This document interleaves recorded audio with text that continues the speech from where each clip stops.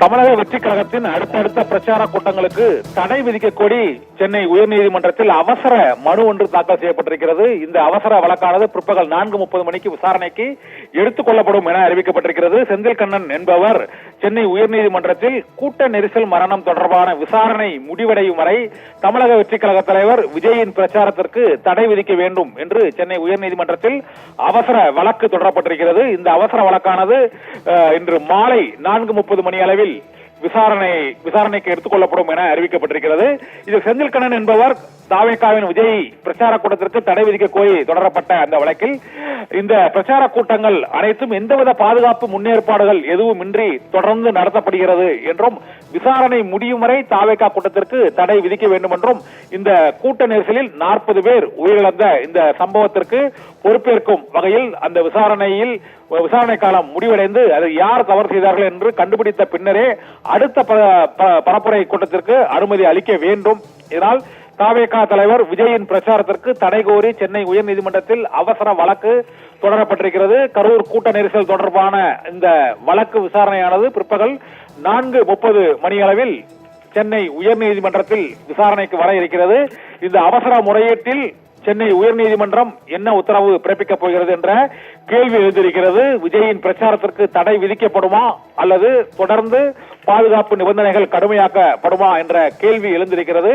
இந்த சூழ்நிலையில் அடுத்த கட்ட பிரச்சாரத்திற்கு ஏற்கனவே தாவேகா தலைவர் விஜய் அந்த பிரச்சாரம் ஒத்திவைக்கப்படுவதாக அடுத்த வாரம் சனிக்கிழமை நடைபெற இருந்த ராணிப்பேட்டை உள்ளிட்ட இடங்களில் நடைபெற இருந்த பிரச்சாரம் ஒத்திவைக்கப்படுவதாக ஏற்கனவே அறிவித்திருக்கிறார். இந்த சூழ்நிலையில் கரூர் கூட்ட நெரிசலுக்கு காரணம் அங்கு கற்கள் வீசப்பட்டது, போலீசார் தடியடி நடத்தியது, ஆம்புலன்ஸ் வாகனம் வந்தது என்பது உள்ளிட்ட பல்வேறு காவல்துறையினர் உரிய பாதுகாப்பு ஏற்பாடுகளை செய்யவில்லை என பல்வேறு காரணங்களை தாவேகா தரப்பு ஒரு முறையீடு செய்திருக்கிறது. அந்த முறையீட்டு மனு நாளை மதுரை உயர்நீதிமன்ற அமர்வில் விசாரணைக்கு வருகிறது.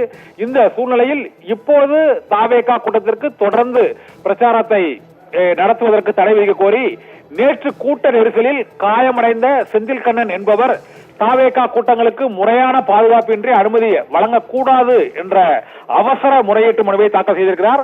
இந்த முறையீட்டு மனுவை தாக்கல் செய்த செந்தில் கண்ணன் என்பவர் நேற்று கரூரில் அந்த வேலுச்சாமிபுரத்தில் நடைபெற்ற கூட்டத்தில் பங்கேற்று அவர் நெரிசலில் காயமடைந்தவர்.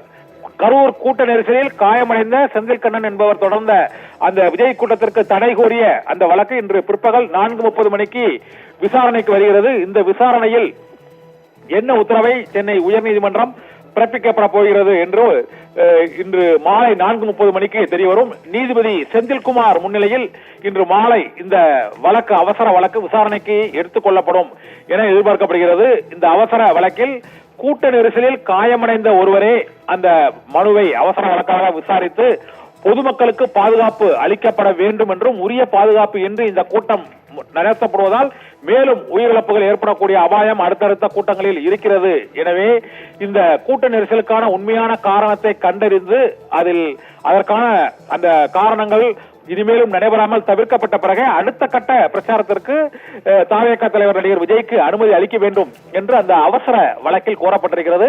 புலன் விசாரணை முடிவடைந்த பின்னரே கரூர் கூட்ட நெரிசலில் 40 பேர் உயிரிழந்த சம்பவம் தொடர்பான அந்த புலன் விசாரணை நிறைவடைந்த பின்னரே தாவேகா தலைவர் நடிகர் விஜயின் அடுத்தடுத்த பிரச்சார கூட்டங்களுக்கு அனுமதி அளிக்க வேண்டும் என்று அந்த அவசர வழக்கில் கோரப்பட்டிருக்கிறது.